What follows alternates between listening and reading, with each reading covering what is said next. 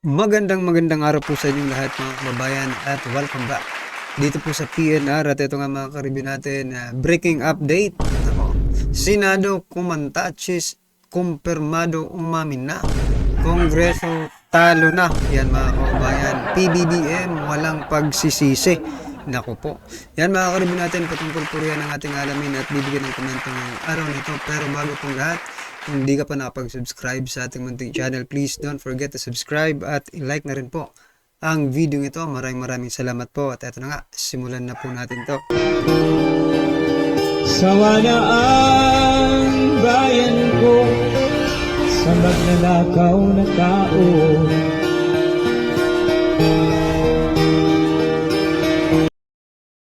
So yan mga kabayan, bago po natin muling i-play ang video ito, nako, ito i-share ko lang po sa inyo ha. Si President Bongbong Marcos Jr. hindi nagsisisi. Nako, ano po kaya itong hindi nagsisisi? Ito mga kabayan, balita mula po sa balita, no? Ito po mga karibin natin, ipinahayag ni Pangulong Bongbong Marcos Jr. Na hindi siya nagsisising naging Pangulo ng Pilipinas kahit marami raw responsibilidad, nako, marami raw responsibilidad at kailangan gawin habang nasa posisyon.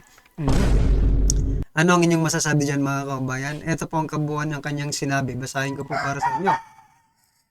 Kung nagsisisi ako, sabi niya. Actually, hindi. Not for one single moment because even though there are much needs to be done. Nako. Una-una, iba yung approach ko. Iba raw yung approach niya mga kababayan. Ano kaya yung approach niya? Ito po. Sabi niya, ang dami mong problema. Hindi problema yan. Trabaho ko yan. That's my job. These are not problems. Kaya naman pala. Hindi naman pala problema. This is the job that we intend to do. Okay? Yan po ang sabi niya. So mga kababayan, samantalang marami pong mga ordinaryong Pilipino ang nagpapahayag, no? Kahit tayo, no, personally, nagpapahayag na nagsisisi tayo dahil nabudol tayo. Sa kabila naman po nito, si President Bongbong Marcos Jr. po ay hindi nagsisisi. Kayo ang tatanungin ko mga kababayan, ano ang unang pumasok sa isip nyo, no? Yung first impression ninyo nung sinabi niya pong hindi siya nagsisisi, no? Ako isa lang pong pumasok sa isip ko eh. No? Paano magsisisi yan? Busog na busog sila.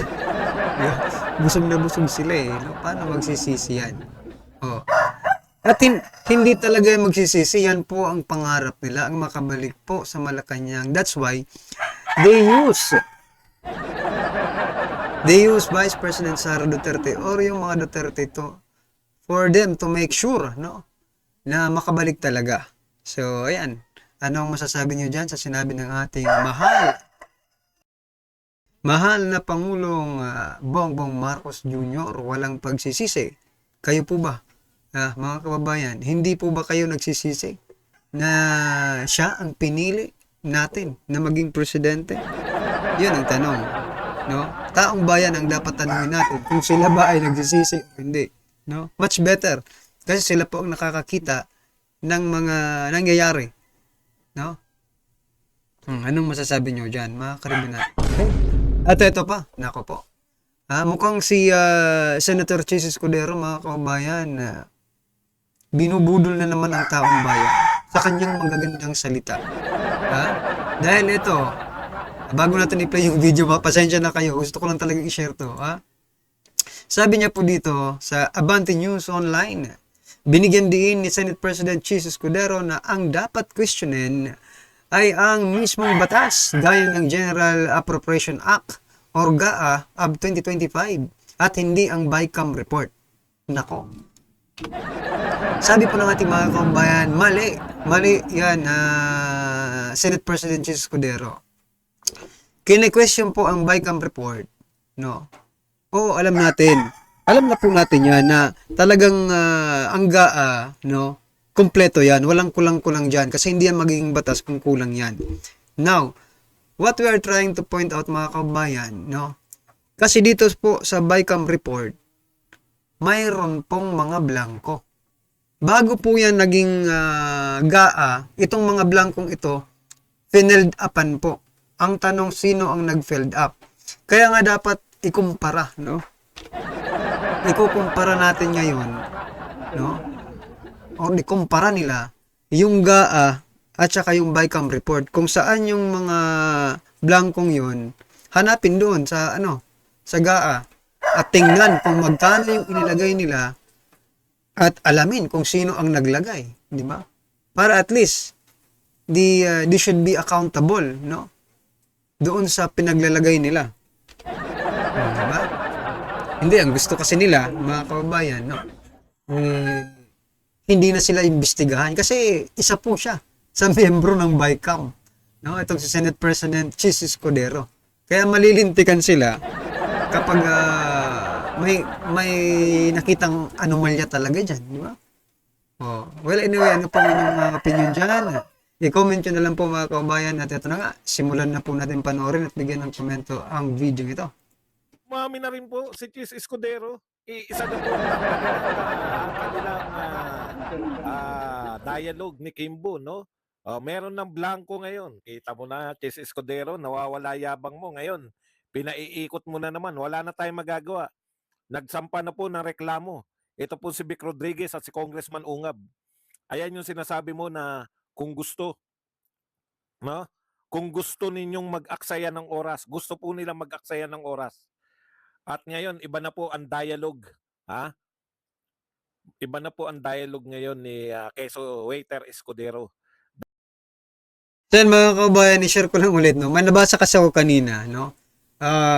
About President Bongbong Marcos Jr. saying, no, that this action, no, itong pagbabatikos sa 2025 national budget, no, or dito sa GAA or BICAM, no, is a form of destabilization daw ng ating bansa. Kasi pag umusad nasa korte yung kaso, no, pagpayagan, hindi raw matutuloy ang 2025 national budget. So, sinasabi niya na this is a form of destabilization. Ang naging pumasok naman sa isip ko agad-agad, nahuli lang kayo, destabilization agad. Di ba? Nahuli lang kayo, destabilization agad. Hindi ba pwedeng para sa bayan? No? Para sa ikabubuti ng ating bansa? Eh yun nga, nahuli lang kayo, destabilization agad. Eto, sinagot naman po siya ni Congressman Ungab. Sinasabi naman ni Congressman Ungab, mga kabayan, doon sa statement niya na no, magpapatuloy pa rin, no? Hindi po madidestabilize ang ating bansa. Sapagkat kung hindi masusunod or hindi papayagan ng korte itong 2025 national budget, ang susundin po yung nakaraan, yung 2024 national budget. So, continue pa rin po ang operation ng ating bansa. Yun po ang sabi na, at it is in the Constitution. No? May sinabi siyang Republic Act doon, pero hindi ko na matandaan, mga kababayan. But, yun po ang gusto niyang iparating sa atin, na huwag kayong mag-alala, kahit hindi ito ma-approve at imbestigahan muna, magpapatuloy po ang operation natin ngayong 2025. Because ang gagamiting budget, kumbaga yung plano ng budget is yung 2024, mga kababayan. Nako, eto, kwentuhan muna tayo. Uminit po ang ulo ng mga loyalista. Sabi kung nakakatawa nga kung 2024 pala ang gagamitin, magkakaroon na naman si Vice President Sara Duterte ng pagkakataon na maibalik yung kanyang mga budget, lalo na daw po yung 125 million na confidential fund. Napaisip ako, mga kababayan, yung 125 million confidential ba galing yun sa GAA? Nagtatanong lang kasi diba, alam naman po ng lahat na yung confidential fund ni Vice President Sara Duterte is coming from the office of the President. Hindi po yung dumaan sa Kongreso. Kaya, paano niyo masasabing maibabalik? No? Bibigyan ba siya ulit ng Presidente? Ganun ba yun? Well, anyway mga kabayan, no? Wala tayong magagawa, ganyan talaga. Everybody has their own opinion, no? At nire-respeto natin yan. Pero, yun, maganda nga at niribat agad ni Congressman Ungab, no? At naliwanagan tayo na ganun pala ang posibleng mangyari. Eh kung kayo ang tatanungin mga kababayan, gusto nyo ba? Eto ba? Gusto nyo bang ipagpatuloy ang 2025 national budget? Or i-postpone ito, gamitin nila muna yung nakaraan. No? Para sa akin, mas maganda siguro yung nakaraan. Kasi marami po ang nagsasabi na ito na ang pinakapangit, no? Na budget ng ating history, no? Ng pagbabudget ng ating bansa. Marami rin po ang matutuwa kasi yung mga natanggalan, yung mga subsidy, o maibabalik din yung PhilHealth, yung sa modernization ng armed forces, maibabalik din, di ba? Sa education, maibabalik. Mas advantage po sa atin yun kung yun ang susundin. Total, mangungutang na lang din naman ang Pilipinas, gamitin na. No? Gamitin na po sa may kabuluhang bagay. No? Eh ngayon, utang tayo naman, puro pamimigay yata ng ayuda yung nasa budget. No? Nako. Ito, panoorin na natin to. Dahil nabili po yung yabang niya eh. Akala niya sa mga tao, napapaikot po niya eh. O ano ka ngayon? Nagsampa na po ng kaso sa Korte Suprema. Yung mga kinakantsawang mo nag-aaksaya lang ng panahon. Biglang bago ngayon, no? Bigla pong bago ang script ni Quezon Escudero. O, di ba nung una, wala kayo. Natawa nga ako mga kabayan. Sa isang comment, sabi niya, sabog ang kilay ni Escudero. Sabog daw yung kilay ni Escudero ngayon, mga kabayan, dahil sa problema. Yung pinipirmahan. Walang blanco. Ngayon, may iba na. Ha? Pareho kayo na script ni Estela Kimbo. Ayan yung sinasabi ko sa inyo eh. Samantalang si Ungab, buhat nung nagsimula, ay yun pa rin po ang kanyang sinasabi. Okay. Buo na po yung puzzle. Buo na yung puzzle. Anong mabubuo na yung puzzle? It's up to Supreme Court, no? Okay. Okay, so antindi ng mga pinagsabi mo, no? Wala kang blankong tinatanggi niya yung blanco, di ba? Patawa-tawa pa siya nung una eh. Wala siyang blanco na pinirmahan. Walang blanco yung enrolled bill, walang blanco yung dumami bigla eh. No? Dumami bigla. Ang gulo talaga. Oo nga po. Pwede naman talaga yan na hindi maipaliwanag ang yaman. Ang question po, saan po siya pinatawad? Wala naman palang kinaso sa kanya. Hindi ba kinakasuhan? Sige, aanin po natin yan. Lulutasin ko po sa utak ko yan kung paano nangyaring pinatawad ka na wala kang kaso.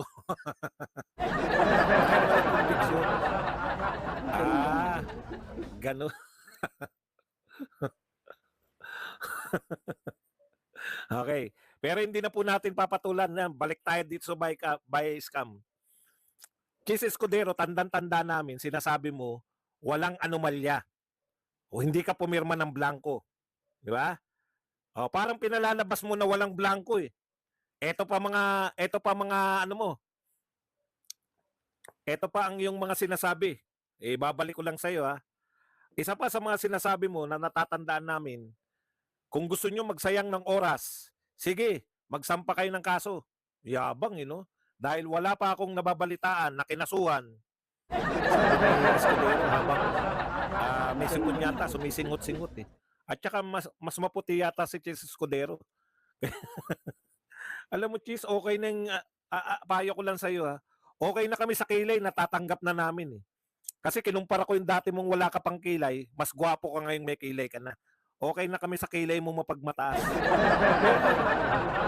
Yung lalagyan mo pa ng arena yung mumukha mo. Harina talaga. Bulubok-bukin din to. Kaya pala naglalagay din ng Shinchanchu. Baka Shinchanchu rin yan.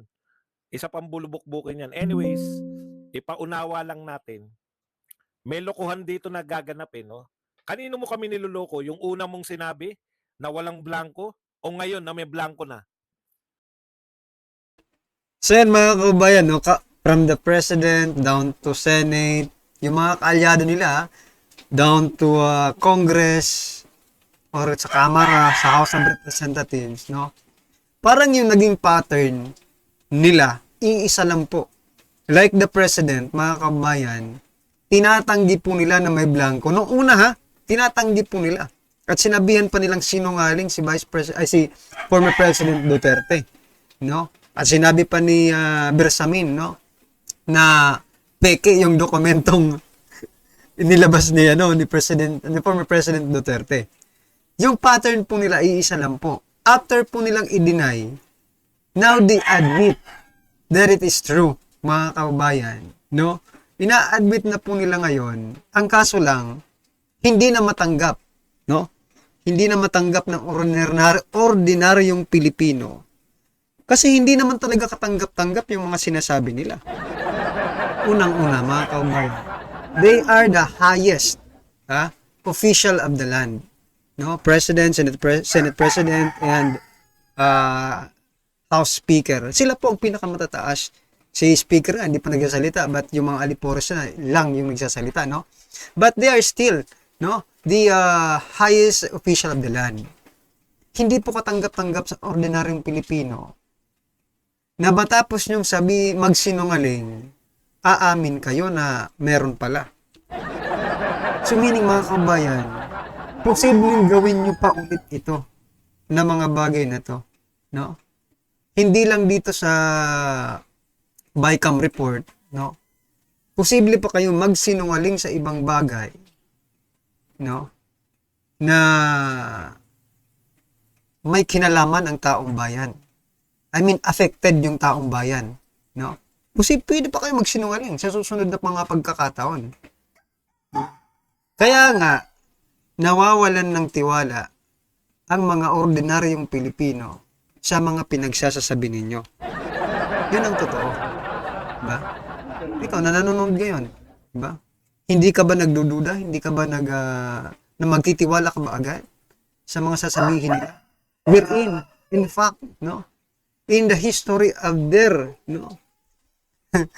Pagtatrabaho sa ating gobyerno, simula ng administrasyong ito, puro baliktad po yung mga nangyayari sa kanilang mga sinasabi. Yun ang totoo. 5,500 flood control projects. Wala tayong nakita pero bilyones po ang ginagastos araw-araw. Diba? Kabaliktaran po marami pang iba. Yung nangyari sa KOJC Kingdom. Diba? Ay, KOJC compound. Diba? The President announced ito ang nangyari. Pero iba naman pala ang nangyari sa grounds. So, dyan pa lang 20 pesos na kilong bigas, walang natupad. Mga pangako, marami pa. Kaya, alanganin na po, magtiwala, no? Kaya, yung mga tao ngayon, medyo umaatras muna. Umaatras muna bago makinig ng, di ba? Yung sincerity nila sa pakikinig, umaatras muna bago sila talagang dinadigest nila yung sinasabi mo. Okay? Well, anyway mga kababayan, ano po ang inyong reaksyon, opinion patungkol po sa video ito? Comment lang po sa baba para at least alam po natin mga kababayan ang inyong opinion. Maraming salamat po. Sawa na ang bayan ko sa magnanakaw na tao.